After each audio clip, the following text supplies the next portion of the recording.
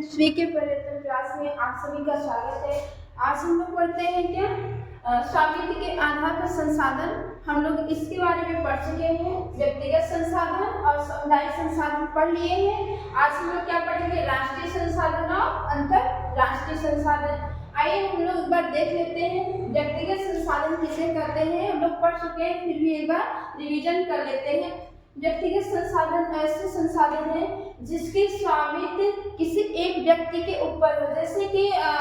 जैसे मेरा मार्कर है, तो ये किसका मार्कर है? मेरा है। इसमें व्यक्तिगत संसाधन किसका? इसमें स्वामित्व मेरा है, तो इसमें मार्कर मेरा है। क्या एक ही व्यक्ति का बात किया जा रहा है। जैसे किसी किसान की जमीन हो, तो जमीन उस किसान की है, तो उस किसान के क्या व्यक्तिगत स्वामित्व है, क्योंकि उसी की ही जमीन है। और सामुदायिक संसाधन, जैसे कि सामुदायिक संसाधन किसे कहते हैं?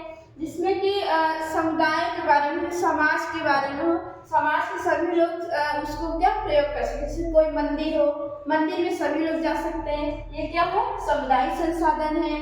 जैसे कोई पार्क हो, कब्रिस्तान हो, वहाँ पे सब लोग जा सकते हैं, सामुदायिक संसाधन कहलाएगा वो।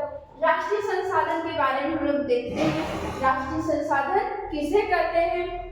राष्ट्रीय संसाधन तकनीकी तौर पर देश में पाए जाने वाले सारे संसाधन राष्ट्रीय हैं। देश में हमारे जो पाए जाने वाले संसाधन है वो सारे क्या है? राष्ट्रीय है। जैसे हमारे देश में हमारे क्या सड़कें हैं, नहर और रेल है, ये सब क्या है? राष्ट्रीय संसाधन। ये सरकार के हाथ में इनके संसाधनों में किसका स्वामित्व है? सरकार का। तो हमारे क्या राष्ट्रीय संसाधन है।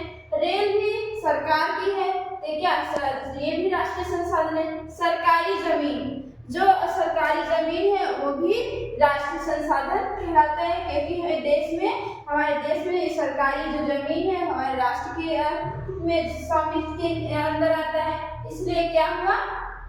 हमारा ये राष्ट्रीय संसाधन। अंतरराष्ट्रीय संसाधन किसे कहते हैं? कुछ अंतरराष्ट्रीय संस्थाएं ऐसी हैं जो संसाधनों को नियंत्रित करती है। तट रेखा से 200 समुद्री मील की दूरी पर क्या खुले महासागरीय संसाधनों को अंतरराष्ट्रीय संस्थाओं की सहमति के बिना उपयोग नहीं किया जा सकता। उसे हम क्या कहते हैं? अंतरराष्ट्रीय संसाधन। अंतरराष्ट्रीय संसाधन जैसे हमारे भारत के तट रेखा से 200 किलोमीटर आगे हम चले जाएंगे, किसी भी देश के या किसी भी देश की तटरेखा से 200 किलोमीटर हम आगे चले जाएंगे तो वो हमारा क्या कहलाएगा? अंतरराष्ट्रीय संसाधन। जैसे हमारा क्या है? भारत है, ये भारत है हमारा, मान लीजिए ये हमारा क्या है? भारत है। जैसे मान लीजिए हमारा क्या है? भारत है, तो ये हमारा भारत है। अगर ये हम भारत के अपने देश के तट रेखा से 200 किलोमीटर आगे हम चले आए, तो हमारा ये 200 किलोमीटर अगर हम आगे चले आए तो हमारा ये क्या कहलाएगी? अंतरराष्ट्रीय संसाधन। क्योंकि हम अपने देश से 200 किलोमीटर आगे चले आए, यहाँ पे अंतरराष्ट्रीय संसाधन कहलाएगा। यहाँ पे मतलब कि किसी भी देश के तट रेखा से 200 किलोमीटर आगे हम चले आए तो हमें क्या कहलाएगा? अंतरराष्ट्रीय संसाधन। आइए हम लोग देखते हैं विकास के स्तर के आधार पर। विकास मतलब किसी भी चीज को बेहतर करना, या उसको विकास को क्या बोलते हैं? डेवलपमेंट। कोई भी चीज हो उसको अच्छे से करें और उसको बेहतरीन तरीके से करें, वो हमारा क्या है? विकास है। जैसे कि संभावी संसाधन, संभावी संसाधन, विकसित संसाधन, भंडार संसाधन, संचित कोश संसाधन। आइए हम लोग देखते हैं सबसे पहले क्या? संभावी संसाधन। संभावी संसाधन हम किसे कहते हैं? किसी भी देश या क्षेत्र में कुछ ऐसे संसाधन होते हैं जिनका उपयोग वर्तमान में नहीं होता। जैसे इन्हें इनका वर्तमान उपयोग नहीं होता, इन्हें हम क्या कहते हैं? संभावी संसाधन। जैसे कि हमारे भारत के पश्चिमी भाग में गुजरात और राजस्थान में उपलब्ध सौर ऊर्जा, पवन ऊर्जा है, लेकिन उसकी हम लोग अच्छे से क्या उपयोग नहीं कर पा रहे हैं। आने वाले भविष्य में या आने वाली पीढ़ियों पे क्या इसका प्रयोग करेंगे।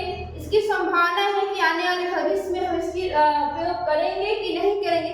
इसमें क्या दिख रहा है, संभावना दिखाई जा रही है ना, इसकी संभावना बता रहा है कि हम आने वाले भविष्य में इसका प्रयोग कर पाएंगे कि नहीं कर पाएंगे, ये तो आने वाला समय बताएगा। इसकी संभावना है कि हम कर पाएंगे कि नहीं।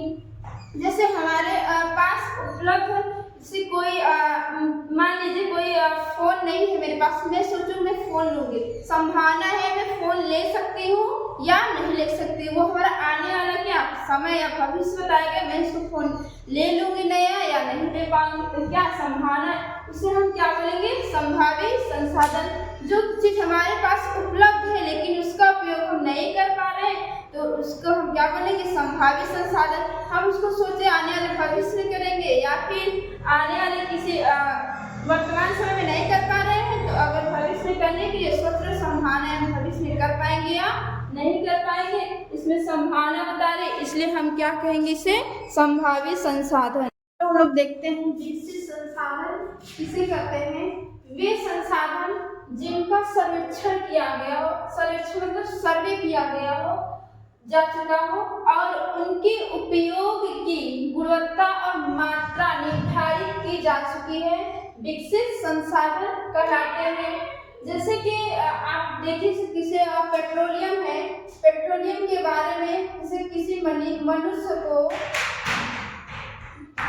पेट्रोलियम मनुष्य को ये इसके बारे में क्या सर्वेक्षण की इसके बारे में सर्वे इसके बारे में पूरी जानकारी उसको मिल गई है कि मतलब कि पेट्रोलियम आने वाले समय में ये क्या खत्म हो जाएगा। लेकिन उसके बारे में क्या हम लोग कोई भी मनुष्य हम लोग इसके बारे में क्या सर्वे कर सकते। सर्वे का मतलब सर्वेक्षण, सर्वेक्षण का मतलब इसके बारे में हम जानकारी ले चुके हैं, जो कि जानकारियां हो गई, इसका अध्ययन हम कर चुके हैं कि आने वाले समय में हमारे पेट्रोलियम क्या खत्म हो जाएगा, क्योंकि इसके बारे में हमको क्या की जानकारी हो गई है कि खत्म होने हो जाएगा। इसे ही हम क्या कहते हैं, विकसित संसाधन। भंडार संसाधन, जैसे कि आप लोग जानते होंगे प्रयागराज में आने वाले जो आप लोग भंडार कहीं भंडारा, जैसे प्रयागराज में भंडारा हो रहा था जब कुंभ मेला में, तो आप लोग वहाँ पे जा रहे थे भंडारा में, तो वहाँ पे क्या आप लोग अगर तो वहाँ पे सब व्यवस्थित लोग उपस्थित मतलब जमा कर सकते हैं या उपस्थित हर एक चीज मिल रही थी प्रयागराज भंडारा में। ऐसे ही समझ लीजिए कि भंडार संसाधन, कि भंडार संसाधन उसे कहते हैं कुछ ऐसे संसाधन होते हैं जो कि वहाँ पे उपलब्ध हो, वो चीजें उपलब्ध हो, उपस्थित हो, जमा हो, या कह सकते हैं जमा हो या कह सकते हैं उपस्थित हो, लेकिन उनके सही इस्तेमाल के लिए हमारे पास उचित टेक्नोलॉजी ना हो। हमारे पास वहाँ पे क्या संसाधन उपस्थित हो लेकिन हमें उनको उपयोग करने के लिए उचित टेक्नोलॉजी नहीं हो, तो ऐसे संसाधन को हम क्या कहते हैं, भंडार संसाधन कहते हैं। जैसे हाइड्रोजन ईंधन हो गया, ये क्या इसको हमारे पास हाइड्रोजन स्थित है, उपस्थित है, लेकिन हम इसका सही ढंग से इसका क्या उचित टेक्नोलॉजी नहीं लगा पा रहे हैं कि हमको हाइड्रोजन पानी से हाइड्रोजन अलग नहीं कर पा रहे हैं, लेकिन हमारे पास क्या अच्छी टेक्नोलॉजी नहीं है। संचित कोष किसे कहते हैं, यह भंडार का हिस्सा होता है। इसके उपयोग के लिए टेक्नोलॉजी तो मौजूद है लेकिन अभी इसका सही ढंग से इस्तेमाल नहीं हो रहा है। हमारे पास की टेक्नोलॉजियाँ तो मौजूद है लेकिन हम इसको सही ढंग से इस्तेमाल या उपयोग नहीं कर पा रहे हैं, उसे क्या कहते हैं, संचित कोष संसाधन। जैसे कि उदाहरण है इसका कि नदी के जल से पन बिजली या जल बिजली परियोजना द्वारा बिजली निकाली जा सकती है, लेकिन हमारे पास अच्छे से इस्तेमाल करने का ढंग नहीं है, इसलिए हम इसको क्या नदी से इस बिजली को सही ढंग से निकाल नहीं पा रहे हैं, जो कि इसे अभी भी वर्तमान में इस्तेमाल सीमित पैमाने पर ही लोग कर रहे हैं। आइए हम लोग देखते हैं कुछ इसके बारे में क्वेश्चन है। देखो बच्चों, पहला क्वेश्चन क्या है, विकास की स्थिति के आधार पर संसाधन को कितने भागों में वर्गीकृत किया जा सकता है। अभी हम लोग पढ़े हैं विकास के स्तर पर संसाधन कितने होते हैं। आइए देखिए, संभावित संसाधन, दूसरा क्या है संचित कोष, तीसरा भंडार और चौथा क्या उपलब्ध सभी। हम लोग अभी पढ़े हैं विकास के स्तर पर संसाधन 4 प्रकार के होते हैं। संभावित संसाधन क्या संचित कोष संसाधन, भंडार संसाधन और एक क्या है विकसित संसाधन। इसमें देखिए हमारे विकास की स्थिति के आधार पर ये तीनों संसाधन क्या मौजूद हैं। इसमें पूछ रहा वर्गीकृत किया जा सकता है, तो आपकी ऑप्शन हमारी उपरोक्त सभी, इसमें क्या होगा उपरोक्त सभी। आइए हम लोग देखते हैं दूसरा क्वेश्चन क्या है। पर्यावरण में ऐसी सामग्री जो मानवीय आवश्यकताओं को पूरा करने की क्षमता रखती है लेकिन मनुष्य के पास तक उन पहुंचने के लिए उपयुक्त तकनीकी क्या कहलाती है। पर्यावरण में उपस्थित लेकिन जो मनुष्य के पास क्या वो आवश्यकताओं को पूरा करते हैं लेकिन उनके मनुष्य के पास तक पहुंचाने की उपयुक्त तकनीकी वो टेक्नोलॉजी नहीं है, उसे हम क्या कहते हैं संभावित संसाधन, भंडार संसाधन, विकसित संसाधन, रिजर्व संसाधन। हम लोग इसे क्या कहेंगे भंडार संसाधन, क्योंकि अभी हम लोग पढ़े हैं कि ऐसे जो कि संसाधन जो हमारे पास क्या उपलब्ध है लेकिन उसको हमें उपयोग करने की टेक्नोलॉजी नहीं है, उसे हम क्या कहेंगे भंडार संसाधन। तीसरा क्वेश्चन क्या बच्चों देखिए, कोयला किस प्रकार का संसाधन है। कोयला किस प्रकार का संसाधन है। कोयला कहाँ से निकाला जाता है, कोयला खदानों से निकाला जाता है, जो कि इसको हम हमेशा प्रयोग नहीं कर सकते हैं। जैसे क्या अनवीकरणीय संसाधन, नवीकरणीय संसाधन, जैव संसाधन, अजैव संसाधन। हमारा क्या होगा अनवीकरणीय संसाधन, ये एक ऐसा संसाधन है जिसका हम प्रयोग बार बार नहीं कर सकते, उसे हम क्या कहते हैं अनवीकरणीय संसाधन। क्योंकि कोयला को हम एक बार खदानों से निकाल लेंगे, फिर इसका प्रयोग कर लेंगे, फिर इसको हम दोबारा प्राप्त नहीं कर पाएंगे, इसलिए क्या है अनवीकरणीय संसाधन है। निम्नलिखित में से कौन सामुदायिक संसाधन नहीं है।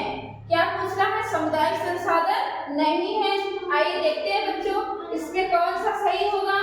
मंदिर, मस्जिद, सार्वजनिक घर। तो इसमें हमसे पूछ रहा है क्या सामुदायिक संसाधन नहीं है, तो हमारा क्या होगा घर, क्योंकि हमारे घर में सिर्फ हमारे ही घर के लोग, हमारे ही परिवार रह सकते हैं, समाज और समुदाय के लोग नहीं रह सकते, इसलिए क्या सामुदायिक संसाधन नहीं है। और ये सार्वजनिक और मस्जिद जो है ये मंदिर, ये हमारे क्या तीनों ये सारा सामुदायिक संसाधन है। अगर मुझसे पूछता सामुदायिक संसाधन किसे कहते हैं, तो हम बताते हैं मंदिर, मस्जिद, सार्वजनिक, क्योंकि यहाँ पे समाज के लोग और जो समुदाय के लोग हैं वो सब मंदिर जा सकते हैं, किसी भी मस्जिद में भी जा सकते हैं, सार्वजनिक पार्क में भी घूम सकते हैं। लेकिन यहाँ पे मुख्य क्वेश्चन क्या है, निम्नलिखित में से कौन सामुदायिक संसाधन नहीं है, तो हम क्या बताएंगे घर, क्योंकि घर में सिर्फ हमारे ही घर के लोग, मेरे ही परिवार रह सकते हैं, समुदाय और समाज के लोग नहीं रह सकते हैं। समझ में आया हो तो बच्चों मेरे वीडियो को लाइक और कमेंट जरूर करिए, और उसकी वीडियो हम फिर से लाएंगे दोबारा आपको पढ़ाने के लिए।